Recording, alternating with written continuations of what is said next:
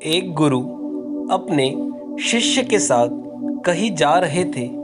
दोनों को बहुत प्यास लगी थी, तो खेतों के बीचों बीच बने घर के पास वो पहुंचे।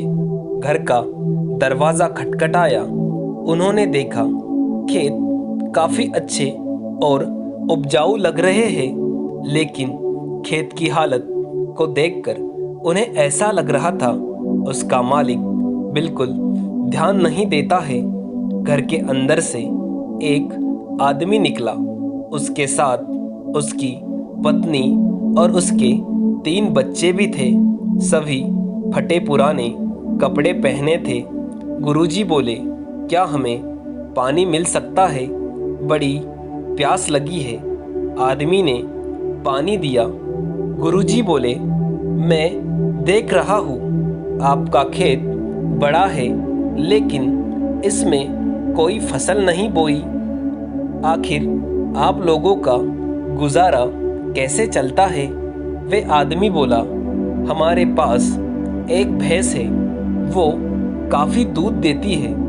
दूध बेचकर कुछ पैसे मिल जाते हैं और बचे हुए दूध को खाकर हम अपना गुजारा चला लेते हैं। शाम काफ़ी हो गई थी, तो गुरु और शिष्य दोनों वहीं रुक गए। आधी रात को गुरुजी ने शिष्य को उठाया और बोले, चलो हमें अभी यहाँ से चलना है, और चलने से पहले उस आदमी की भैंस को चट्टान से गिराकर मार डालना है। शिष्य को गुरु की बात पर यकीन नहीं हो रहा था, बल्कि आश्चर्य हुआ, लेकिन शिष्य गुरु की बात को टाल नहीं सकता था। गुरु और शिष्य भैंस को मारकर रातों रात गायब हो गए।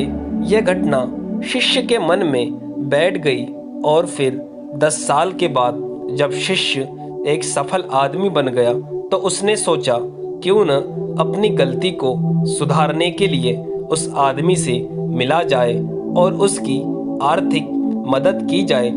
शिष्य उस खेत के पास पहुंचा। शिष्य ने देखा वह उजाड़ खेत फलों के बगीचे में बदल चुके थे।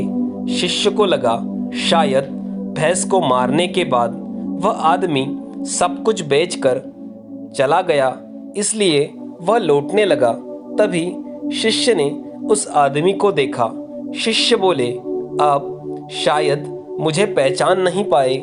सालों पहले मैं अपने गुरु के साथ आपसे यहाँ मिला था।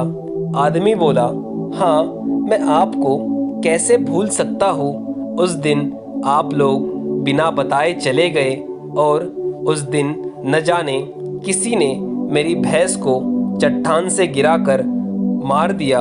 उसके बाद कुछ दिन तक समझ नहीं आया अब मुझे क्या करना चाहिए, और जीने के लिए कुछ तो करना ही था।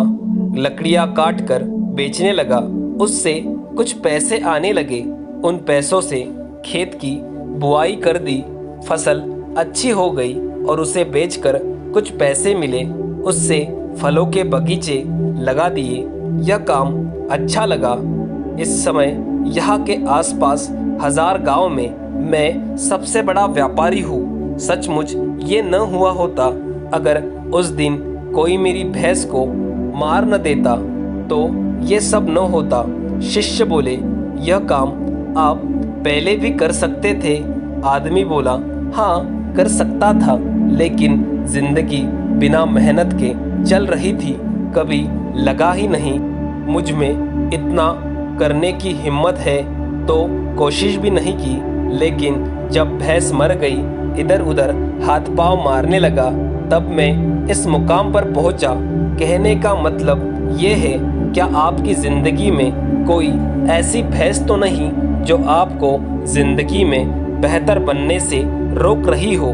कहीं आप उस भैंस को बांध कर तो नहीं रखा? जरा सोचिए। अगर आपको ऐसा लग रहा है तो आगे बढ़ने की हिम्मत कीजिए, क्योंकि आपके पास खोने को थोड़ा ही है और पाने को सारा जहां है। दोस्तों, आपको ये कहानी कैसी लगी हमें कमेंट करके ज़रूर बताएं, और इसी तरह की और कहानियाँ सुनने के लिए हमारे चैनल को सब्सक्राइब ज़रूर करें। धन्यवाद।